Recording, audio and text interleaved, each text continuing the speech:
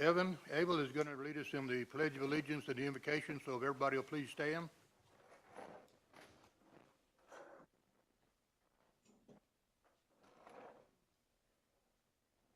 Green light on. There we go. Would everyone please join me and pledge to the American flag? I pledge allegiance to the flag of the United States of America and to the republic for which it stands, one nation, under God, indivisible, with liberty and justice for all. Texas. Honor the Texas flag.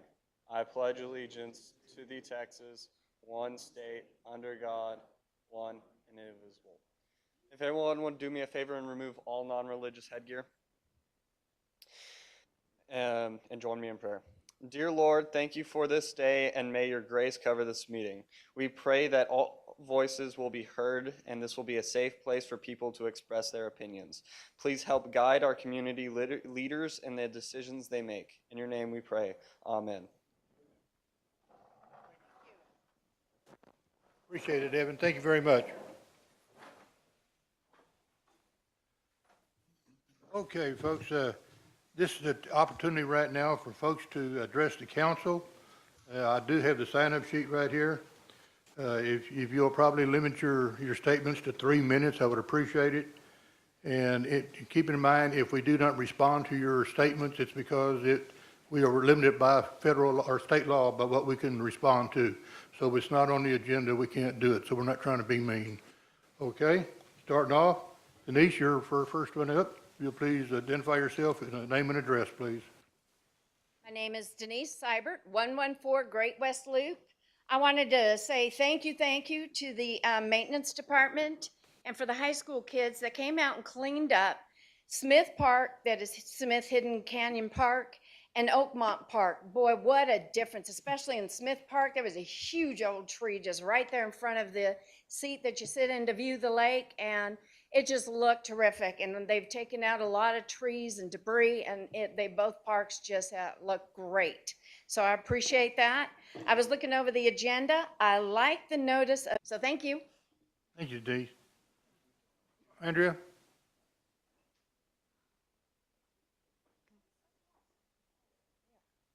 Minutes. I would like to publicly appreciate Catrice. Catrice saved my nerves, I guess my blood pressure, because of the water bill.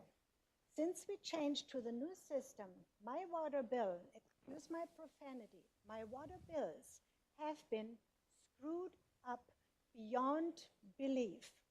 First, previous thing, they apparently couldn't read the number or what, my water usage doubled. Next time, my water bill, or what was it? I think they didn't subtract correctly. My water usage doubled. I know how much water I use usually. I did not extend my family. Actually, I installed new toilets that use less water, so I know how much water I usually use, overuse. The last bill, well, I paid for 2 months. My previous reading is the previous reading from last month. Catrice saves my bill. She makes the correction. Catrice, I got a little notification, first time, that my water bill is available online, and I logged into FastGov Pay, whatever, and I saw my water bill there, and of course it was wrong, so I ran down to call Patrice. I said, oh, I have to call you again, you know. And she fixed it. She said she would fix it. She would call it. Then I got a notice from Catrice that she called this company, whoever does it, whoever gets the money from this city for their lousy service. She called that company, and their tech person didn't get back to her until, I guess, after the weekend, whenever it was convenient. So Catrice texted me or emailed me on Tuesday, I think it was, that she has the bill corrected, but something. So she sent me the amount. I went on Monday, before that, canceled my auto pay. I never had a problem with the city. I canceled my auto pay.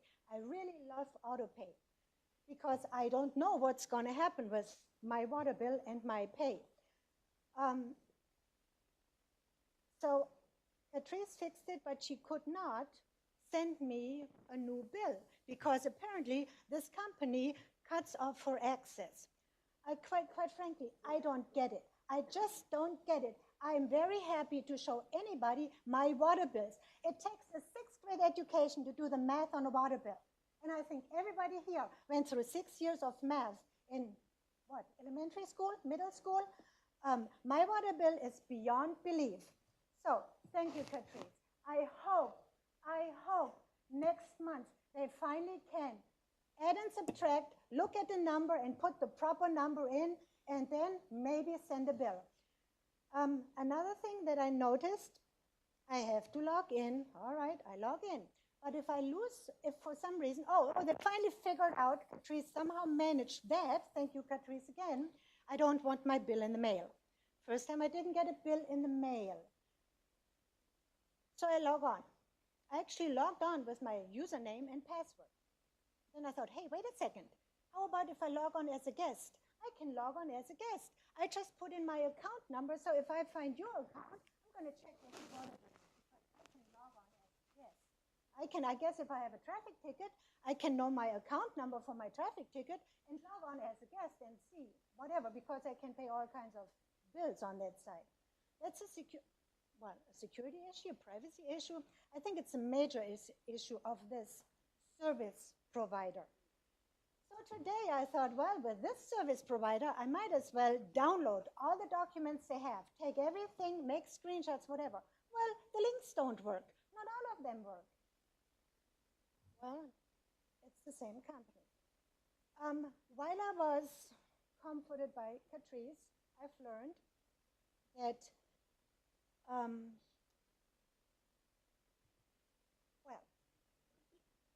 I know. I don't think I used my 3 minutes.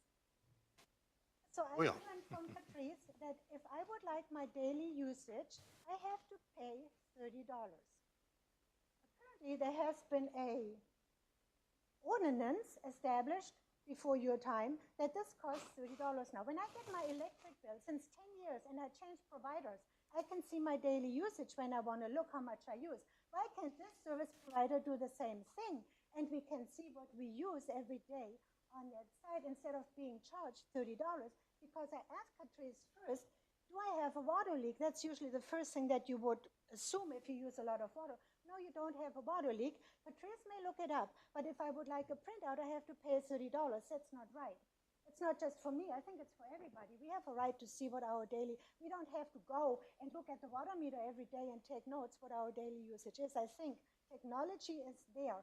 So maybe, I don't know who's in charge. Get with this lousy provider and maybe give them some remedial education or whatnot. I don't know. I'm tired of it. That's all I can say. Thank you for listening. Okay, chance of moving right along, down to the consent agenda. Do I hear a motion to accept the minutes as they were stated? I hope everybody got a chance to look at them. And I'll entertain a motion to accept 25002. I'll make a motion to accept the minutes. And it's second? Second. Any discussion on that? Anybody, any amendments or suggestions or anything on it? Everybody good? All in favor? Aye. Any opposed?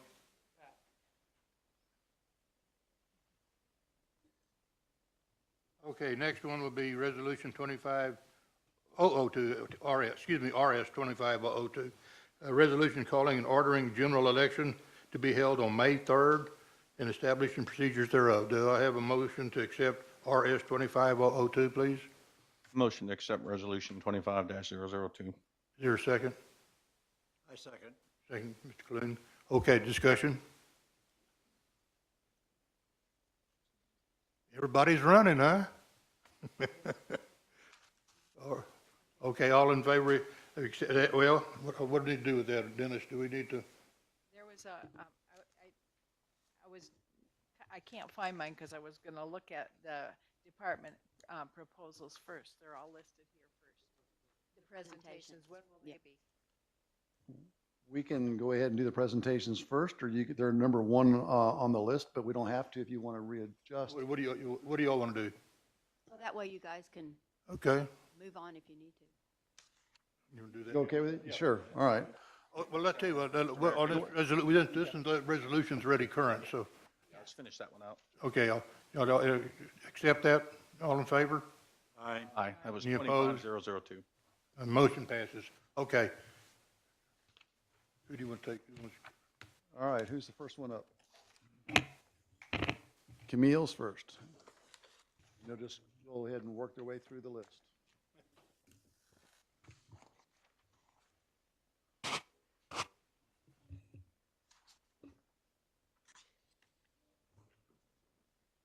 Camille Bowser, City Secretary. I just have a quick overview for the 2024 year of City Secretary's office.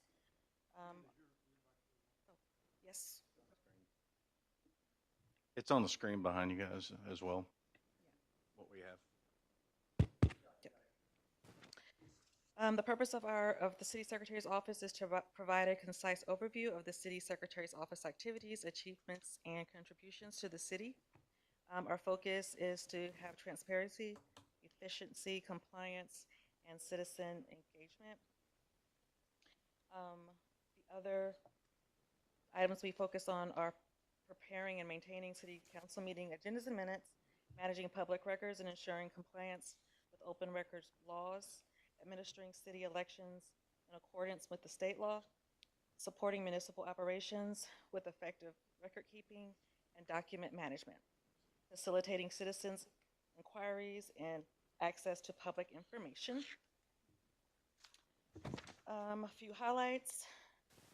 The number of agendas we've had for 2024, regular sessions 12, special sessions 8, workshops 17, and meetings, meeting minutes drafted would be 20.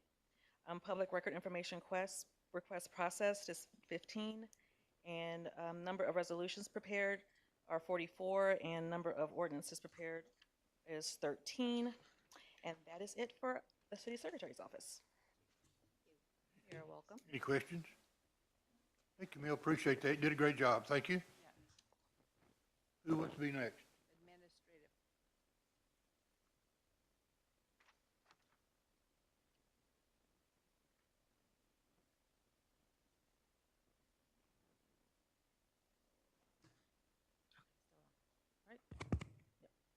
Okay, so I am Catrice Jackson, the Admin Services Director.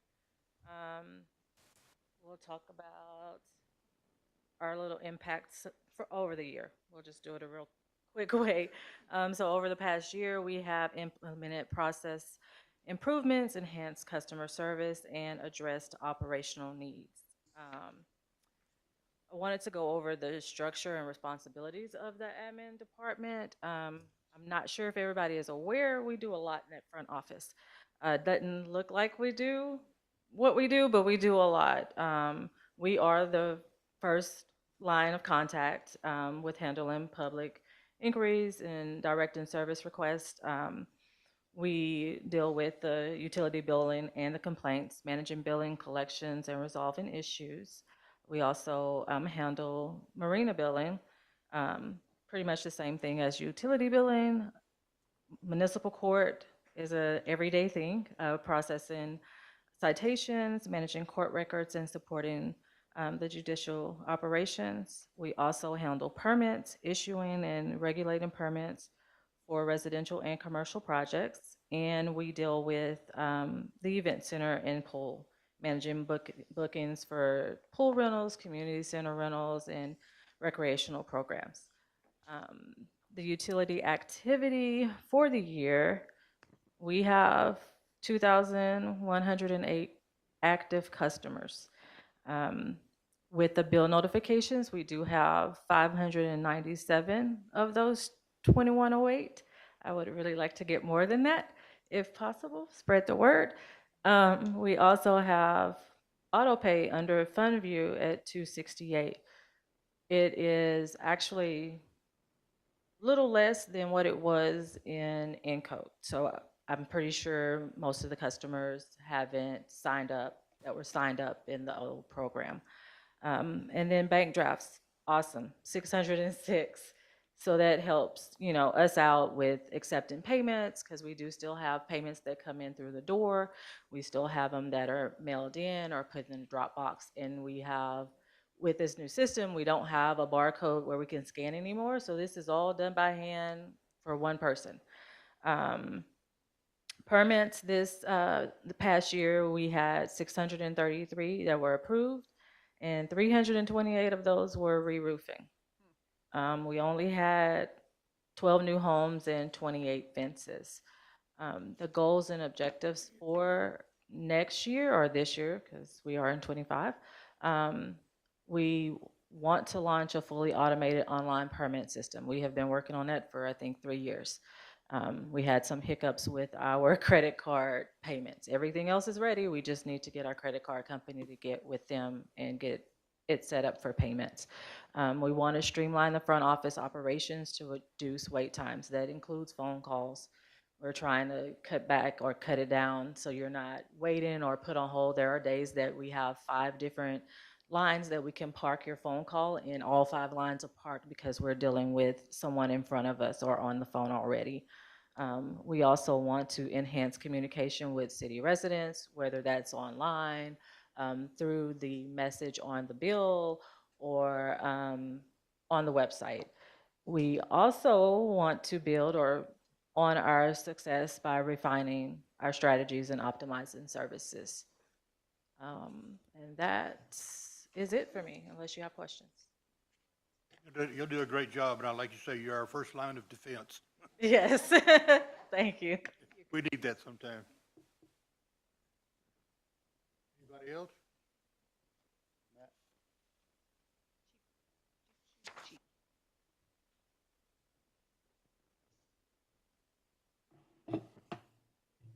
Let me get this for the tall people here. All right, good evening. So 2024 highlights. The police department for 2024 had a total number of calls for service of 13,473. That includes calls for service include officer self-initiated activity, as well as citizen calls for service as well. Our average response time for 2024 to priority 1 through 3 calls was about just a little over 4.5 minutes, which we pride ourselves on staying under at least 5 minutes. So for 2024 to have that average is very great for us. 2024, we had 5 media releases for year to date for that. That covered all kinds of things from police pursuits to criminal activity. Highlights again, code enforcement and animal services. Those 2 jobs were separated the end of 2024. Code enforcement moved under administrative services under the direction of Catrice.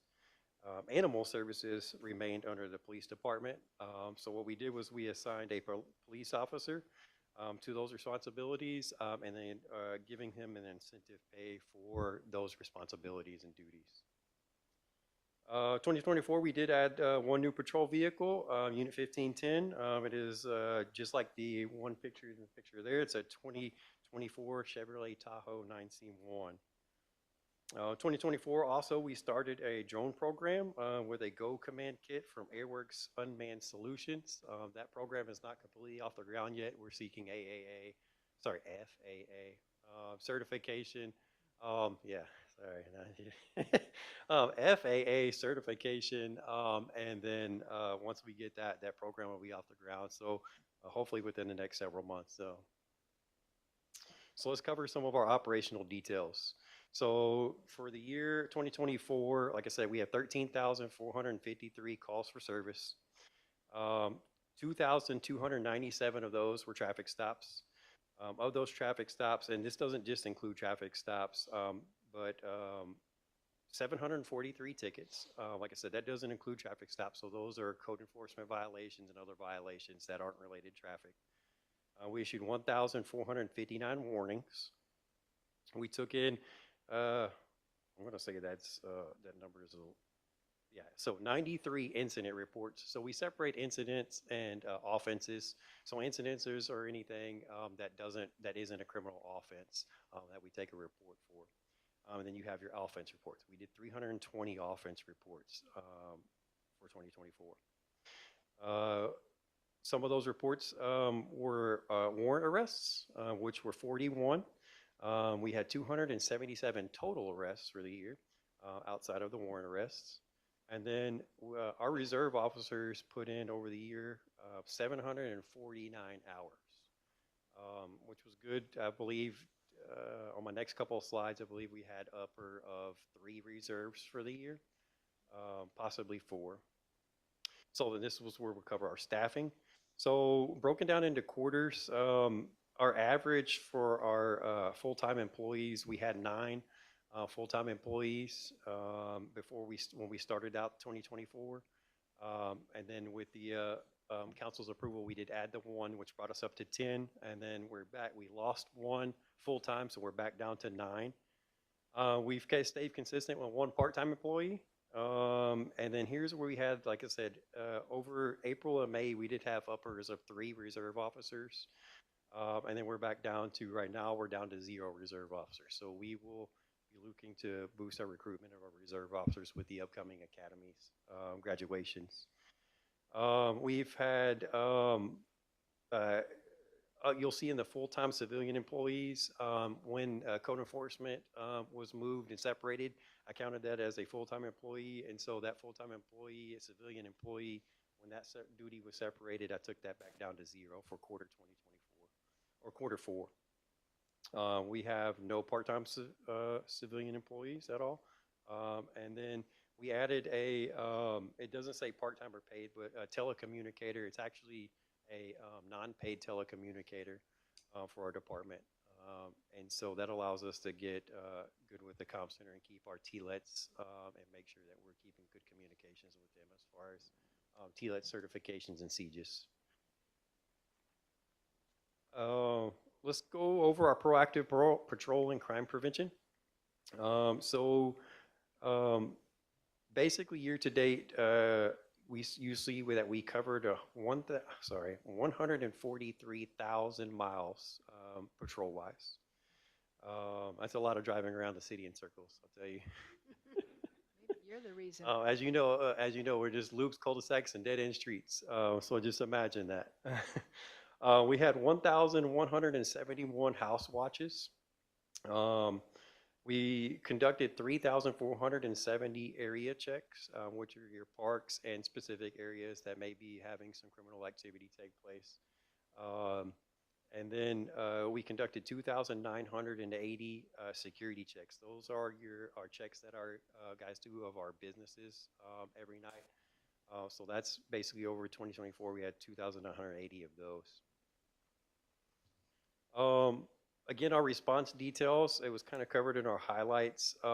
This one is a little different than that.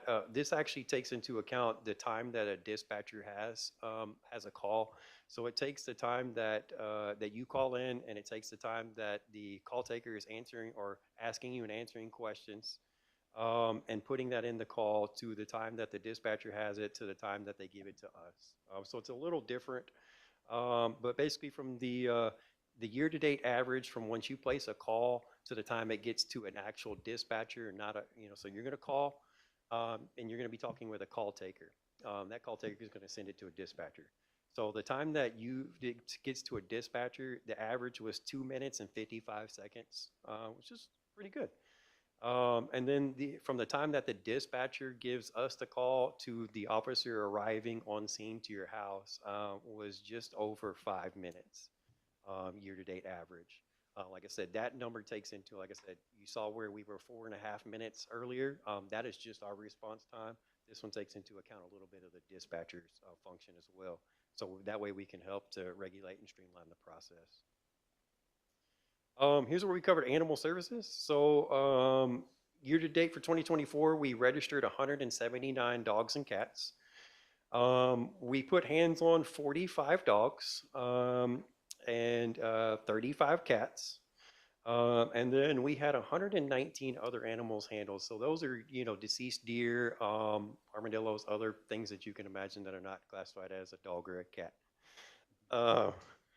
And then of those animals, we released 18 of those animals to basically the owner. And then 39 of those animals were sent to the shelter. And then, of course, we're not calculating, some of those other animals handled are animals that were wild animals that we're just relocating them. We're going to count them as we're dealing with them, but we're going to relocate them to somewhere else where they're non a nuisance. So that we don't take into account those. So there's just some stuff that we just don't do. As far as our dive team goes, 2024, we had a logo change for the dive team. It underwent some restructuring of positions within the team. Of course, they maintained their training throughout the year and then conducted several PR events. For 2024, the team had 3 deployments. One was a body recovery, one was a vehicle recovery, and then the other was just an agency assist for another request. About average team members that we had throughout the year was about 26, and that number again fluctuates. The most that it saw was 25 at one given specific single time. We did, like I said, go up and down. The training hours performed, they performed 55 training hours throughout the year, and like I said, had 3 deployments. And that's And a as- volunteer group, right? Yes. Yeah. It is, we have one paid member that is my coordinator, that's Gus McMillan. He is the dive team coordinator. Everybody outside of that, unless you're a full-time police department employee, you're going to be essentially a volunteer. But the volunteers do consist of law enforcement, fire, EMS personnel, military personnel, and just anybody from any just walks of life. So, but yes, it is volunteers. And then, as always, we strive to provide courtesy, professionalism, and respect. Any questions? I have kind of an overall question, Okay. and that is you have the attention of our residents. Is there anything that you want to talk about, something that is going better or something that you have your eye out on that maybe is a problem area, or something that you want residents to help you with or participate? Anything that would help the police department? Oh, naturally, the one thing that's going to help the police department and help the community is neighbors knowing neighbors and helping each other. It's not necessarily helping us, but vicariously, we do get help when neighbors help each other. So the thing that gets me today, and I am I am one to say that, you know, I need to work on this as well, but generally people don't know their neighbors. They don't get time to know their neighbors. And deterring criminal activity, I mean, there are only so many people on the street for us, but there are a lot more of residents than there are us working here at night. So knowing your neighbors and helping each other is good because, like I said, it lowers our workload and it essentially helps us to reduce crime. So that would be the one thing that I ask is get to know your neighbors, especially during National Night Out. Host block parties. That's what National Night Out is about. Even though we try and hold one event, it's to get the neighbors together in the community to come together and fight crime, get to know each other. That's in October. Yep. Mm-hmm, yep. In October. And so host block parties. Have your neighbors over and do that. Get to know one another and help each other. That'd be my only thing. Outside of that, I mean, we'll fill in the rest. One of the things I love about the police department is house watches. If you don't use that, you're missing a great service. I mean, I love it. I use it pretty regular. And, but the police department will monitor your house if you're out of town. Yeah, it's a great deal. And, like you say, people don't know their neighbors, so you don't know who's next door a lot of times. You know, is it a friend or relative or is it a burglar? So appreciate that very much. I'll add too on that. It's a free service. I mean, you're paying for it in your taxes, but it is something that the police do for preventative measures. Yeah, We appreciate You are it. not charged. And if you don't know what a house watch is, it's essentially what it sounds like. But to be more specific, a house watch is when you go on vacation, you put in a request for us to check your house, and an officer goes by your house and physically checks all your windows and all your doors physically. We strive to do that 3 times a day, just with our shifts. So you can imagine if something does happen, we're able to narrow down that time frame. So we can investigate fully. But outside of that, like I said, we try to strive for that. Most of the time is going to be 2 checks usually for sure, a day shift and a night shift for sure. But that's physical checks. The officer gets out of the vehicle, walks around, and checks all your windows and doors, and checks to make sure there's nothing wrong. My dog's out too. Not a dog walking. That'll. Thank you, Matt. Appreciate that. You got anybody Thanks, else? Matt. Aaron? Just checking.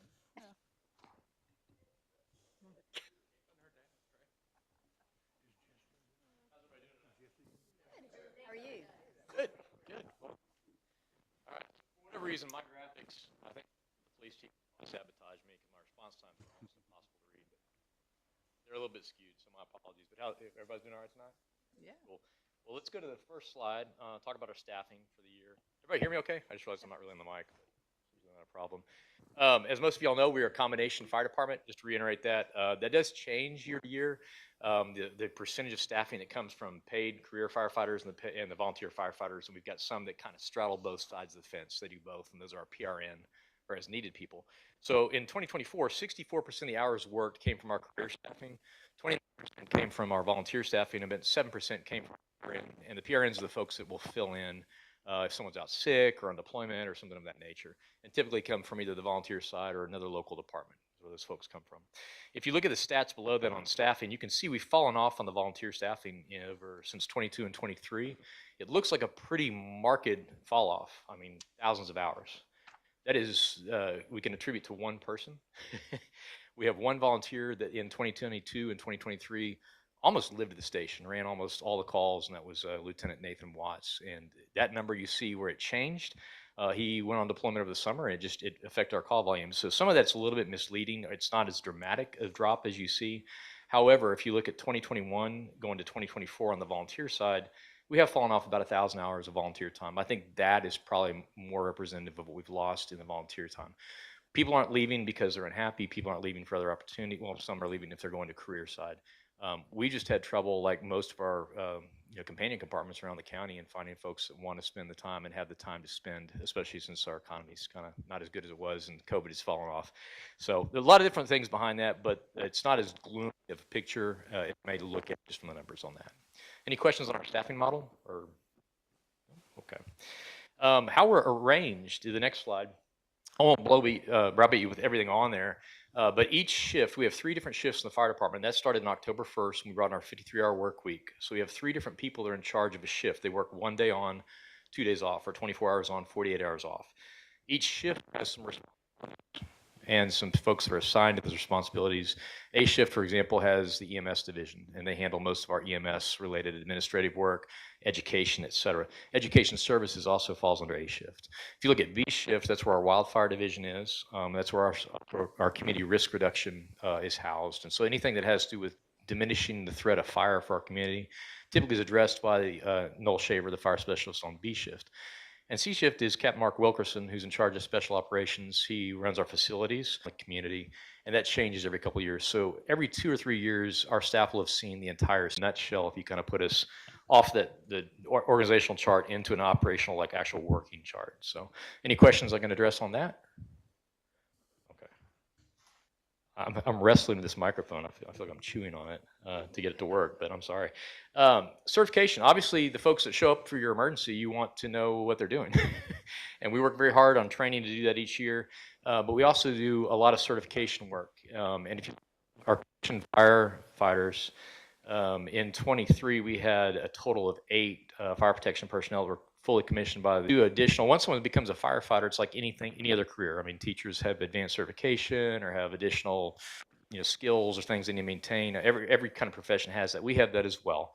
And for us, we have different certifications through the commission. Driver operator would be one, fire officer, instructor, et cetera. And so once folks make it to firefighter and organization, we don't stop there. We continue to push them through that organizational and that educational process so that we end up with someone who's more well-rounded and able to serve the community in more than one capacity. They may have additional medical skills or additional rope training or something of that nature. So in that respect, we had 26 people last year that had, in 23 rather, that had some additional qualifications. That grew to 28, so just a small increase there. And that was a matter of having a couple people take an officer class or elevate their professional development in some way. that. As far as EMS goes, EMS is about 70% of what we do, 60, 70% of what we do. In 23, we had 29 of our folks that were in some way, shape, or form certified. In 24, that's 27, and that's only because we've had a little shift of personnel. We really haven't lost or gained anything of note there. We do have 2 people, myself as administrative record with the state, and we have a couple of EMS educators also in the EMS side of the house. There's not quite as many certification opportunities in EMS as there are in fire, other than your different levels from EMT advanced to paramedic, et cetera. So, questions on certification? All right. Response times. We broke it down for an aggregate response time. As you know, we have territory. Our fire district also extends into the county. Our footprint of the county is almost the same size as it is in the city, and so that will drive our response time. So you've got it broken down into city and the aggregate score, which is all response times together. In the city, we had a 5-minute, 50-second response time for priority 1 and 2 calls. Priority 3 calls are anything from checking the battery in a smoke alarm to some kind of general assistance call. We don't disregard those calls, but they're not answered with lights and sirens, and so we don't keep those calls into that tabulation. But we had a 5-minute, 50-second response time in the city, and we had a 7-minute and 48 response time overall, and that includes the county calls, and of course that also includes mutual aid into Moffett, Sparta Valley, some other areas. So we may have a 12 or 18-minute response time. That's why that number is a little bit higher than we see in the city. We know that every 30 seconds, fire can double in size. For every minute that someone does not have good quality compressions and CPR, you decrease your chance of survival by 10%. And the golden hour to treat traumas is something we take near and dear to heart. We're about 19 minutes from Scott White Hospital, 15 if you're ignoring some traffic rules.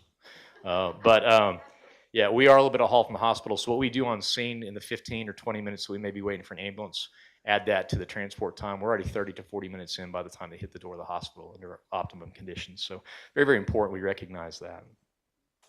Any questions on the response time? All right. Different call types. If you have a crime, you need a house watch. Someone's speeding, you call the police. If you need anything else, you call the fire department. Is that right, Matt? It's fair, right? I'm kidding.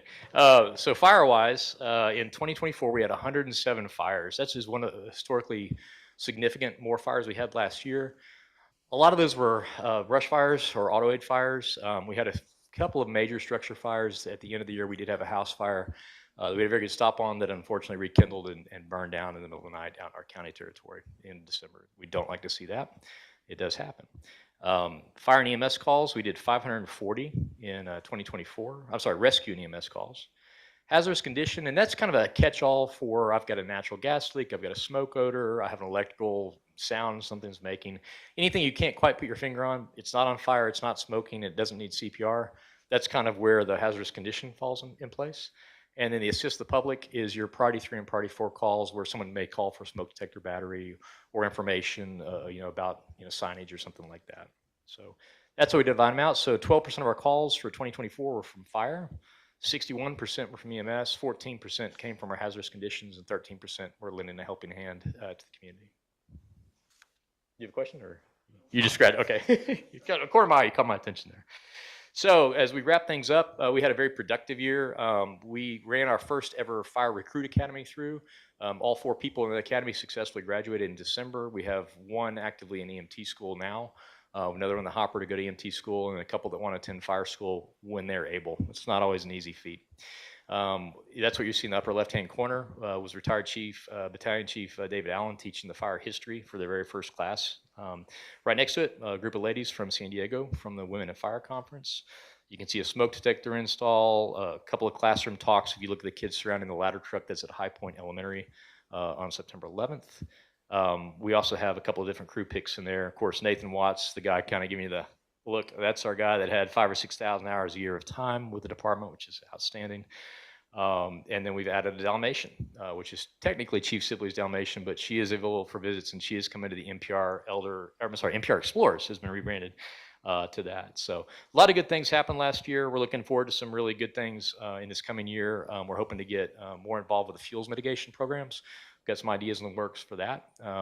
I should mention we had a new truck that's coming in on the 21st, which is next Friday, not this coming Friday, but next Friday. If you're available, 10 a.m., that truck will be dedicated to Chief Ralph Orlando. Chief Ralph Orlando was with our department for 16 years. He passed away early this month of cancer. He was buried at the VA Memorial a couple of weeks ago. And we will be having an honor and a celebration of his life with his family present, some of the folks he worked with at Temple Fire and Rescue before he came to us. And then, of course, anyone and everyone from the community, please join us. We'd like to have you there for the truck push-in. And with that, open the floor for questions, or I'll get out of your hair. So, I have a question. yes, ma'am. I understand that we have become a wildfire community, making sure that, and also there's another group called WUI, our Wildfire Urban Interface. Yes, ma'am. Could you tell us about that, and if that would be something we would be adopting in Morgan's Point? Sure. So we are a Firewise community, which is under the NFPA, National Fire Protection Association. That's been in effect, I believe, since 2017, I think, is when we first got that distinction. That, when you see that certification, tells you that the maintenance department, or I'm sorry, public works department and fire department are working together on some mitigation projects that we file throughout the year. And there's a certain level of financial commitment that's been made for each resident. So that's pretty cut and dry, and that's, it signifies that we're trying and we're putting our best foot forward, and we're putting the effort in there. The WUI part, there's a WUI code that we could adopt, and WUI is, it stands for Wildland Urban Interface. And so what that means is anytime you have brush, trees, anything that would be like the stuff you all love about living here, the stuff that makes it pretty, when that gets too close to a house, when it's 15 to 30 feet from a structure and it's overdeveloped and you've got a lot of underbrush and stuff, it becomes hazardous. We call that WUI. We call it a Wildland Urban Interface risk. There's some codes and ordinances we can look at that are from the National Code Council that are kind of just out-of-the-box codes we can adopt for the city that help with fuels management, help with some of the long-term goals of that program. That's something we're actually going to be actively looking at as we develop that fuels mitigation project. Does that address your question, or? I was just wondering if that was something we were. Yeah, and it just, really, I don't want to take any more mic time, but y'all saw what happened in Los Angeles.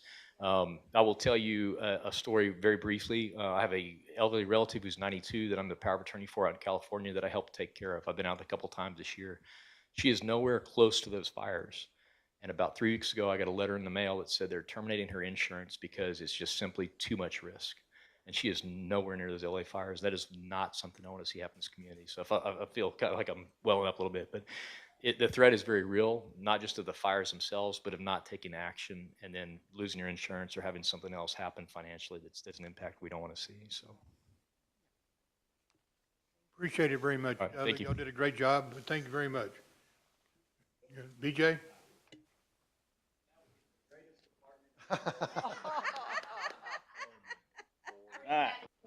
I know. Thank you, Denise, for that compliment. We appreciate that. So, BJ Scheibel, Director of Public Works. We're going to talk about some of the highlights. We did get that additional employee that was approved. For most of y'all that don't know, Jay Montgomery transferred from code enforcement to Public Works. He is back to work. He was on light duty for an injury, but he is back to with us. So we welcome him. The new Chevrolet that we got was purchased for fuel mitigation, which also has to do with the Firewise stuff, but the tornado decided it wanted to come, so that truck has not got much use with the brush bins this year.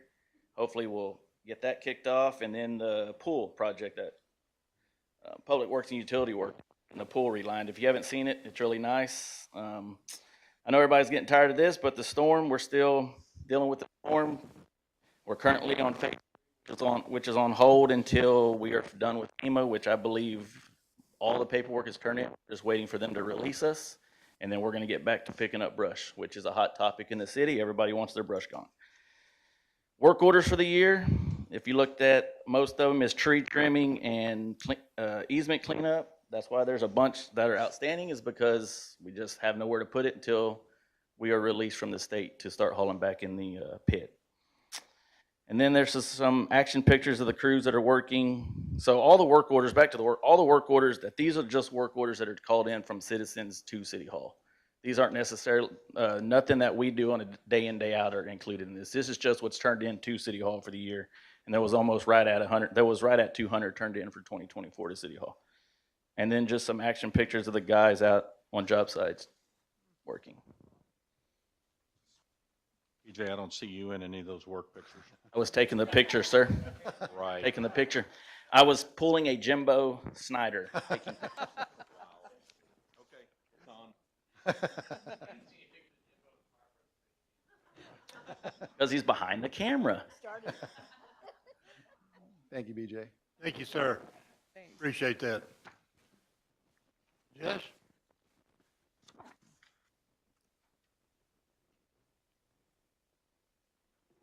Good evening, everybody. I'm Jesse, the Public Utilities Director. Department improvements this year. We added the role and successfully recruited an assistant director, improving the efficiency, effectiveness, and ability to prepare our department to serve the city's growth into the future. Steve Pitts has done an awesome job coming a long way with our department in the short 6 months. Infrastructure, along from a few small bugs, we're running our new pump station with 3 new 1,500 gallon per minute pumps and a 250,000 gallon storage tank. We did add a new service truck, Chevrolet 3500,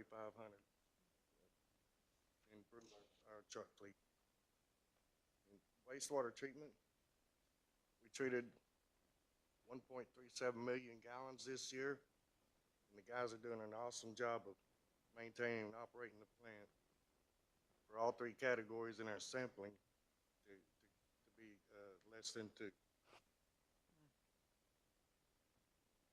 Proactive change in meters for power mileage, and at 153 this year to keep them accurate. The total of service orders 528. And water usage down a little this year at 198 million. You see the monthly graph, the wet seasons brought this year down. The annual graph kind of shows the drop over the past few years.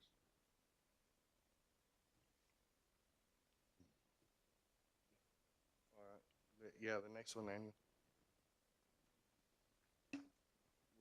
Slowly going having some wetter years. Hopefully it'll dry up and we can show some more water. That's our department this year. Our home and our people and our service. That's our goal in our department. Fantastic. Thank you, Jesse. Thanks, Jesse. Thank you. I think that's it. Thanks to all the department heads. Appreciate everything. Y'all do a great job. Appreciate the breakdown and everything. Okay, council, moving along, resolution 25003. That's the appointment of election officers for the city of Morgan's Point general election. Neil, do you want to? Yeah, please, you want to? For RS 25003, the election officer would be myself, Camille Bowser, deputy clerk Patrice Jackson, the presiding judge would be Sally Barron, and the other chief would be Sandra Virtue, clerk. Everybody get that? I'm not going to repeat it. I can't repeat it. Do I hear a motion to accept RS 25003 as stated I move to accept as stated. with the election officers? In a second? I'll second it. Any discussion? All in favor? Any opposed? Motion passes. Thank you. You did a great job there. Volunteering to do that. Yeah. Okay, moving right along, the next one is Resolution 25004, providing a change order for a revised contract amount with the pipeline. This was discussed at our workshop. It's just finishing up our water. Dennis, you have anything you want to say on that? No, other than it's about a 12,000, just under $13,000 less cost than what we started with. So this should be wrapping up the project, and hopefully, if everything goes according to plan, we'll throw a little ceremony recognizing the completion of the project on what day?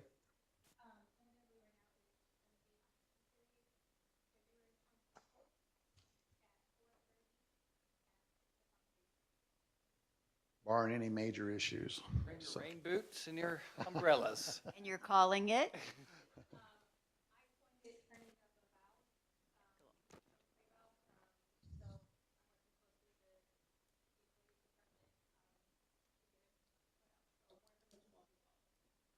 Great job. You gonna let Jess turn that valve? All right.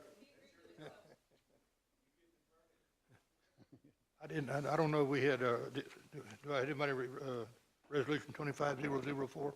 Was there a motion to accept that? Because I need it on. Motion to accept resolution 25004. Second. Any discussion? I would just like added to the minutes, Camille, that when the motion, it also includes the amount and to say it's a reduction of the contract price. All in favor? Aye. Any opposed? Motion passes. Next one going around, now are all the, resolution 25005, memorandum accepting the resignation of Maria Carmen Garcia, who is an assistant city attorney or municipal prosecutor, and declaring a vacancy for that position. Do I hear a motion to accept that, please? A motion to accept resolution 25005. A second? Second. Any discussion on that? This will allow Dennis to advertise for that position, is that correct? Yes, sir, and we'll bring those applicants back to you for consideration. All in favor? Aye. Any opposed? Motion passes. Next one, resolution 25006, memorandum accepting resignation of Judy Dillon and Edward Cozart from Parks and Recreation Committee, declaring vacancies for that position also. Do I hear a motion to accept that, please? Motion to accept RS 25006. Second? I'll second that, just with a side note of thanking them for their service, and we appreciate everything they did. Absolutely. Any discussion, any further discussion? Folks, if anybody wants to volunteer, remember, we just contact City Hall. We'd love to have you. So there are some vacancies available in these departments now. So all in favor? Aye. Any opposed? Motion passes. Next one, memorandum accepting the resignation of Eric Siegler and Rebecca Cooley for the Planning and Zoning Commission and declaring vacancies for that position also. Do I hear a motion to accept that? I move to accept. The second? I'll second. Second, that was in resolution 25007. Any discussion on that? Thanks those folks too for being here. I know Rebecca's been around for a while too. Yeah. All in favor? Aye. Any opposed? Motion passes. Next thing is up to you. Yes, sir, thank you. Mayor, City Council, I was going to recognize Kerry. He was, I should have done this during the workshop, but he needed to leave, so, but I wanted to thank him for his work. You know, he'll be leaving us at the end of the week. So I was going to give him a chance to say a few minutes if you'd like, but he said he needed to go ahead and leave. So just we want to thank him for his service and wish him the best moving forward. The next thing is the. Gary, wish you success. Oh, there you go. FEMA is one of the things we talked about. The reimbursement representatives that we started with are not the ones we have today. I'm assuming that with all the things that are going on throughout the United States, they're shifting resources. We lost the two primary people we were working with on some of the bigger things like debris and the like. And so they have decided to shift people around. So we've got some new people, there are new eyes on it. There's some things we need to follow up on. We're doing that. We do expect that process to end rather quickly. We have not had the release yet from FEMA on the actual pit, so that has to stay closed until we have a chance to get that release. Once we do, then like BJ said, we're locked and loaded to go ahead and get this stuff moving as fast as we can. We also have some other things dealing with mitigating the debris that's still, even with what's curbside and we're trying to get rid of that, we still have issues with a lot of area within the green easements that need attention, drainage areas to the city lead to the lake. There's a lot of things that need to be addressed when it comes to brush and basically fuel for a fire. We don't want to have that on there. Obviously, we've had conversations with the fire department, and I believe BJ's been a part of those discussions as well. We are coming up with an idea that we think will help resolve this, but we don't want to wait till the next fiscal year. So we're going to bring it to you faster, hopefully next month for consideration. I'm sure you've done this because I know you. What's that? But is FEMA well aware that they are putting our city at risk because we are unable to use our facilities to get rid of this dry brush? Right now, we're probably okay with all the rain and the cold, but it's going to be a matter of months. Take several months. Yeah, we've been pushing them to get it's resolved. The ones we were pushing, they said, well, we can meet weekly. So we said, yes, let's meet weekly. Well, they switched people right around that same time. So now but to answer your question, we are pushing to get it released. But we did confirm this last time that it is going to have to be held for a while. Mission critical. It is. At the same time, we're ready to move pretty quick. And BJ, in fact, and I had a discussion today about that as well. We definitely want to move fast, but there's no way we're going to, even if we collect everything on the curbside today and residents put more out on the street, it's still not going to address the green easements, which is probably the biggest threat right now. That and the vacant lots where who knows where the owners live. So there is work making, and we think we've come up with a solution, and we're going to get into that more next month for perhaps a financial way to get there. But it's basically we're looking at giving someone to help with the fire department, but it also give that person the responsibility to deal with the mitigation of the fuel that we feel is a threat to the community. So we are working that angle, and we're hoping to, between the fire department and the public works, we can pull resources and get much more done in a shorter period of time than we would have otherwise. But again, that program, we think we know where we need to go, but we also need to address the financial side of the house to make sure that you all approve of it. FEMA-related debris removal and monitoring contracts. We have received, as we said last time, we've got the last invoices. We have sent the last payments for those invoices. And just to give you a little rundown where we're at on that. You all approved the total. Now this is after the not to exceed number was adjusted because we had more debris than we anticipated.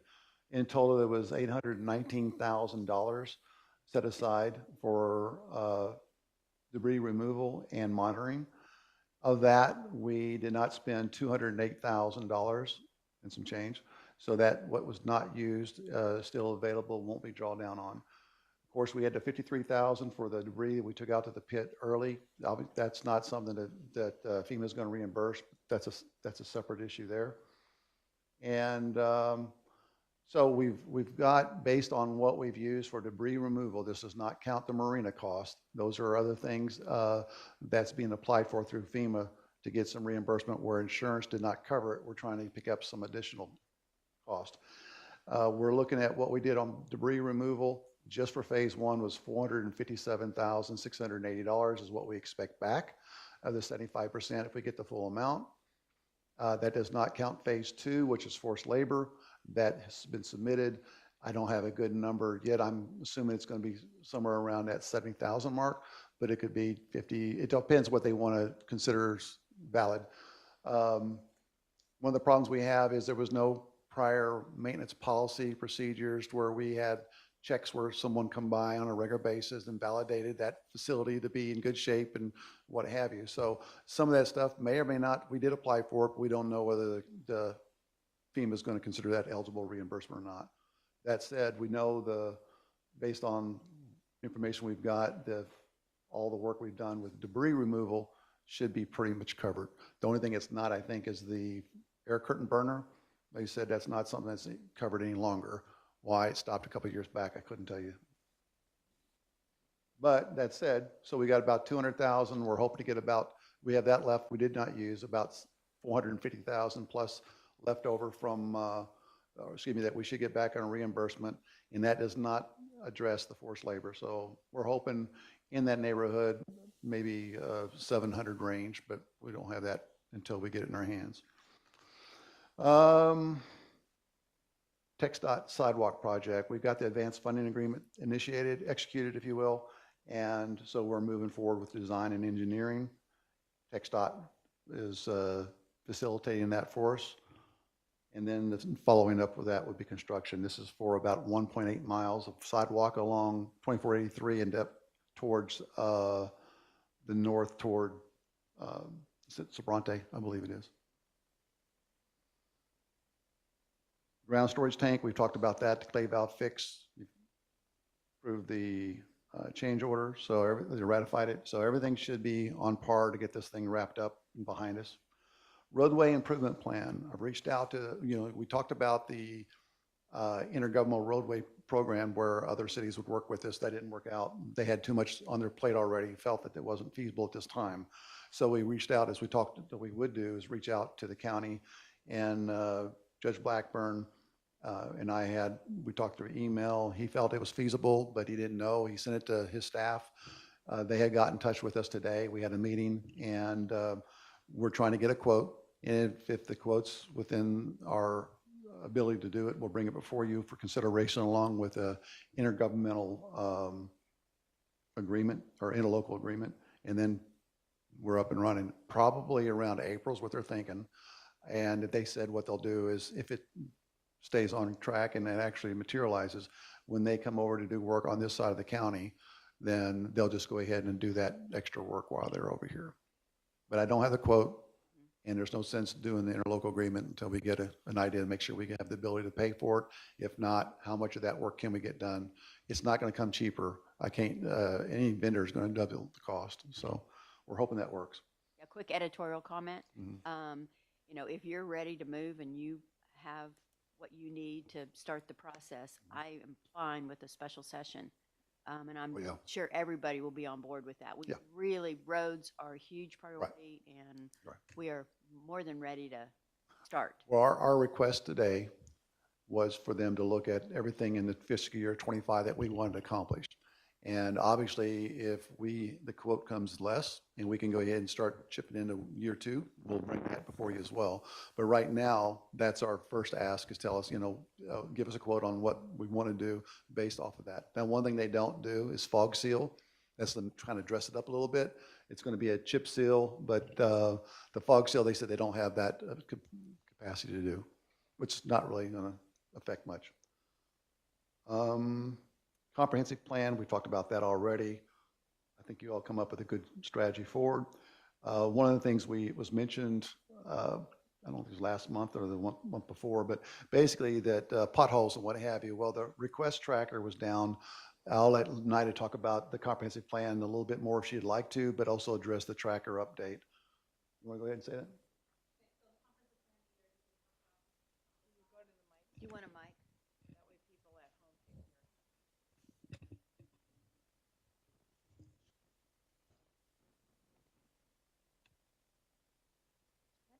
Santana.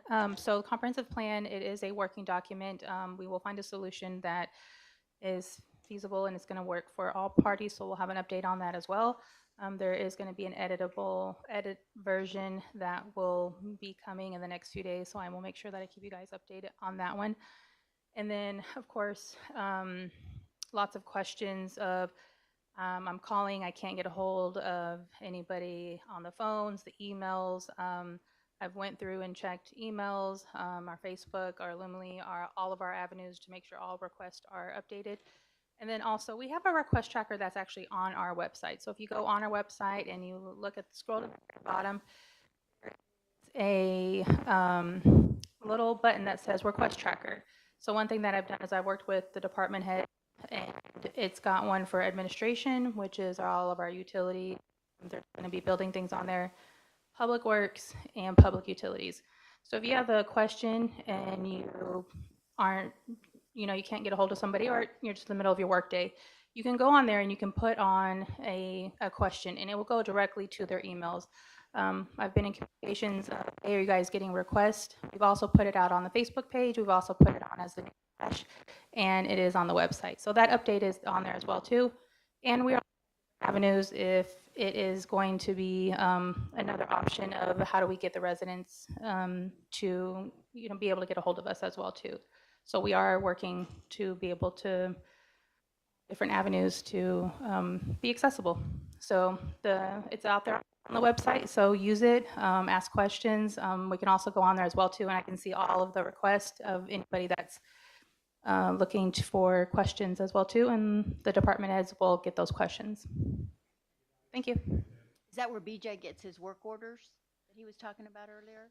So work orders, that's a good question. Work orders, you can call City Hall. They can go in and fill it out on paper, and you can also do it on the computer now. So there's lots of opportunities for them to put in work orders as well too.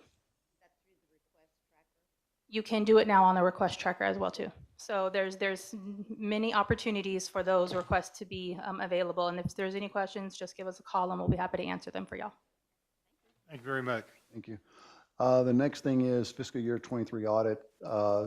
We have some things that still need to be delivered, and staff is working on getting that information to them. We are going to require the need to come up before you and ask for a single audit engagement letter to be approved, and that's to take care of the ARPA funds that was used. Anytime you use over $750,000, it triggers a single audit. But they can't do that audit until they have the fiscal year 23 audit completed, because it's going to be based off those financials. So long story short is that's going to be worked through, but we need to bring the single audit, probably bring it this next meeting to get your all's approval, and we'll set aside the funding. They're not as expensive as a normal audit because it's narrowly focused to just those grants or those expenditures. The next thing is this fiscal year, end of year close for fiscal year 24. We're in the middle of transitioning to another finance director. We will be using Amber. She's going to be our interim finance director. She'll take over the responsibilities that Carrie had, and she's well aware of some of the challenges we're trying to address. We are closer to having the bank reconciliations done, so that's a good news thing, but there's still some other things we need to take care of in order to have the proper year-end close. Once that's done, we will, again, it's one of those things we don't need to wait. We need to get that information to you as soon as we can. So they're working on it. FEMA is very important, but we're coming to the close on that. The transition's occurring. We're getting everybody all the permissions, whether it's the software we're using to grants and what have you, auditors, making sure all the information's updated with Amber's information. And in the case where it comes with grants and stuff, NIDA is going to be the point of contact for that, unless the state requires otherwise, which sometimes they do. On the audit, and I don't understand exactly where we are in the process, we need to provide more information, but is there any contract financial consultant that can come in and stay focused just on the audit and push the audit through, finding invoices, finding whatever the auditors want? Yeah, the list. Because I know Amber's going to be totally overwhelmed with just the day-to-day probably. Well, we're not just counting on her. There's a small, we've already talked about it in-house. We have every intentions. We've got all the files moved on one location in a climate control environment. That was done this past week. All financial records. We also took the opportunity to provide a little bit better security. Some of them were located in an area that probably shouldn't have been. This way here, it's monitored. It's got sprinkler system and what have you. But long story short is, I ain't going to say it's a small army because we don't have that many people, but I will say we are at the ready that once we get the remaining things that are not done, that staff will even need to come in on weekends to get that material to the auditors fairly quick.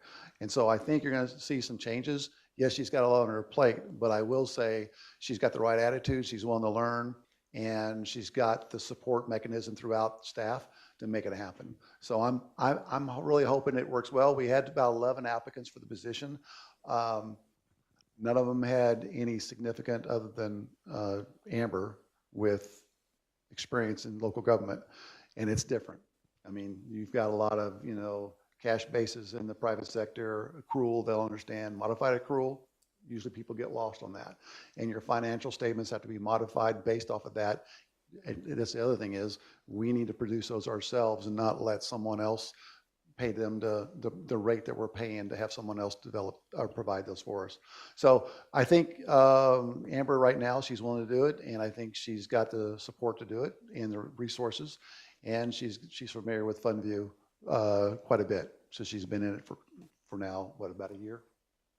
Well, I know we're Probably. still digging out of holes and We're going to dig out, but there's every rock that seems that we turn over, we find something else. So I'm not. it's not surprised me. I just want to be as supportive as we can Yeah. as a council to get the past behind us.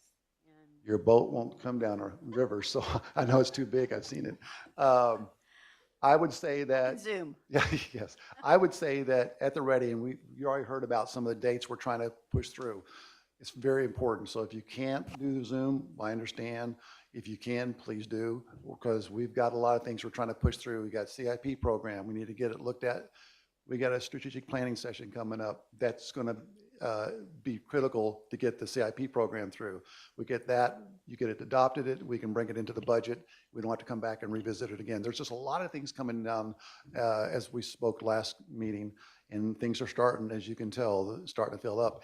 And I know that there's a lot of traveling going on here, and we understand that, and we'll try to work around it. But we definitely need to try to get as much done as we can during this time of year before it naturally gets busier outside.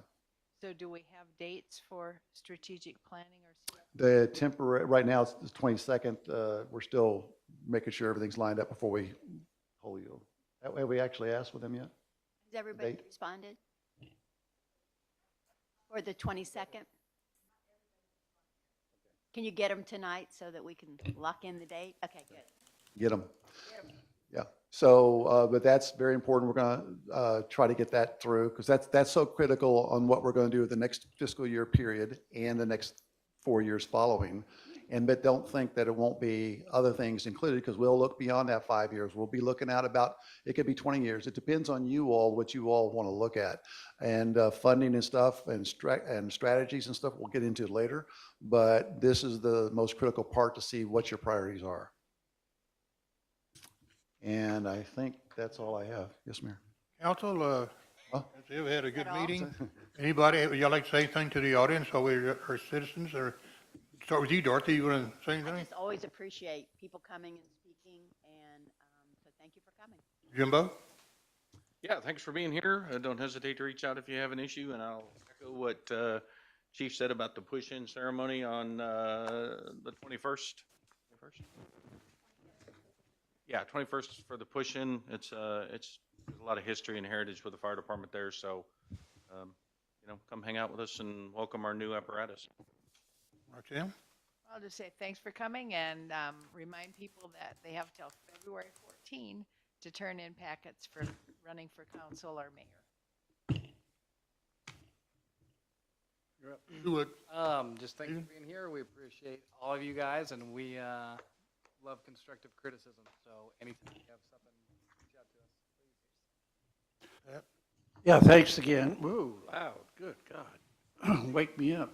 Thanks for being here. Thanks for giving us feedback. We appreciate it. As a little plug here, Friday, Valentine's Day, coffee at the library at 8 o'clock. Jim Ann set that up.